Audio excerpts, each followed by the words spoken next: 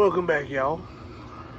It's your boy Flex in the building.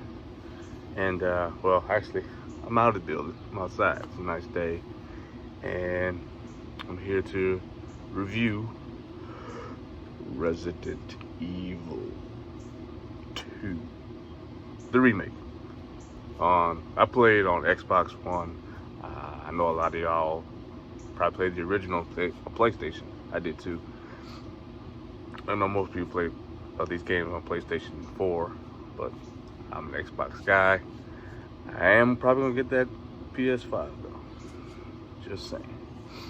So I wanted to make sure that I played the game multiple times before I did the review. I wanted to make sure I had everything in my mind, and I'm going off the top here. I got a few notes just to keep me on track, but this was probably one of the best games I've played in the last 5 years. I've replayed it I don't know how many times trying to get my grades up. If you played the game, you know about how the grades work and how you can unlock things. The goal for me is to unlock all of the infinite weapons, so that's the goal, but it's a little tough. You have to play it on hardcore, and you can only save so many times, and it's frustrating because you have to decide where you want to save, because you get 3 and you only get, I believe for hardcore S+, you have to get it done in 2.5 hours, which is really tough. I mean, my fastest time on standard was 2 hours and 41 minutes with Leon. That's fast, but that's standard. So there you have it. So the story is really good. I thought this was, I played the original, but I didn't play it all the way through. The original came out, I must have been, so it was 1998. I was 11 years old. I didn't have the patience for a game with puzzles and, all that kind of stuff. So didn't really play it much. Fast forward 2020, yeah, I thoroughly enjoyed this game. It's a really great story. So as far as my grades go, initially, first time through, I got a C. I think it took me like 12 hours or something, because I had never played the game. So I was figuring out all this stuff on my own. I tried not to cheat. I tried not to use YouTube. But there were some points where I was just like, I'm stuck. I don't know what to do. So it took me a while that first time. Then I went back and did it with Claire. It took me 6 hours. So I cut the time in half. And then the more I played, the faster I got. Because you just get used to solving stuff. And then you realize you have the option. You don't necessarily have to do everything the game asks you to do. You don't have to collect everything to beat the game. So that's how you get faster. Now the Leon story, so you get what they call first run with both characters, Leon and Claire. First run is always going to be easy. It's longer, but it's easier. Second run is shorter, but it's harder. There's more enemies. They're a little tougher. You have more zombies. As far as weapons goes, Claire has way better weapons than Leon. Let's put it out there. She's got the freaking grenade launcher. She's got the minigun at the end. Her weapons make the game more fun and a little easier even. But Leon gets the flamethrower. So I mean, it's cool, but it's not. It puts you in harm's way, especially with one of the bosses. I'm trying not to spoil anything for those that haven't played the game. So I'm just gonna put all that stuff out there. Now, for those that have played the original, y'all know about Mr. X, the Tyrant, as it's called in the remake. This dude will scare the life out of you.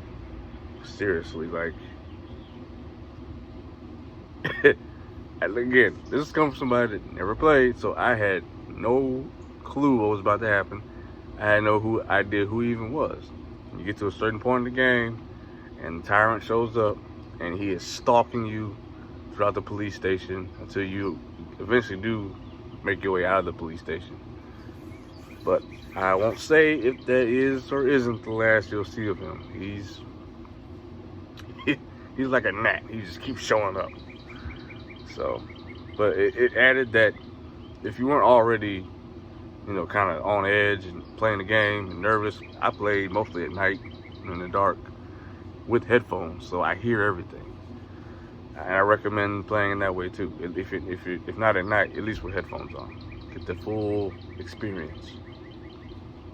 Now, the puzzles were a new thing for me, and it was some of them you kind of can get, figure out right away. Others you're like, what the hell am I doing? And that is probably my first time playing, one of the key reasons it took me so long, because I just couldn't figure out the puzzles. As soon as you start the game, they give you, you have to find 3 medallions. That's one of the puzzles. But for every puzzle, there is a clue to how to solve it in the game. Problem is, if you try to gather all the information and then go back to open certain safes and figure out certain puzzles that you really aren't necessary, it's going to take you longer to finish the game. But they do add, well, they're not, some of them weren't realistic as far as timing and everything, but it is a thinking game. It makes you really kind of think outside the box for some of these, which I do like. So I enjoy the puzzles overall and trying to figure out how to complete them faster and faster. Tips and tricks I have for somebody like me, maybe you see this review and others and you're like, okay, I want to try Resident Evil 2 Remake.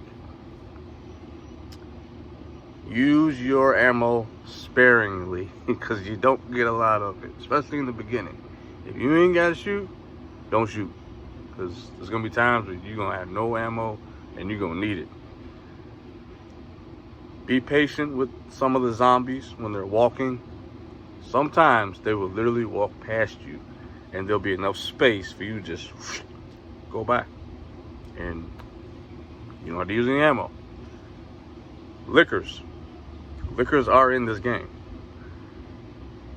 For those that don't know, they are deaf and blind. Well, they said they're deaf, but I don't think they are, because they react to sound, so they can't be deaf.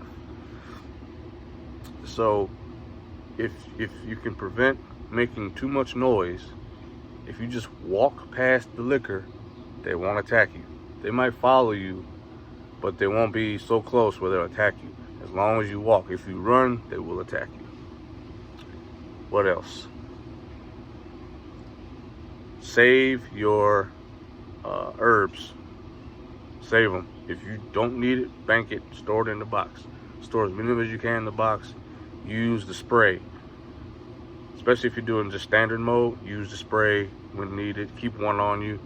And keep your inventory that's on you to the bare minimum, because you're always going to be collecting things.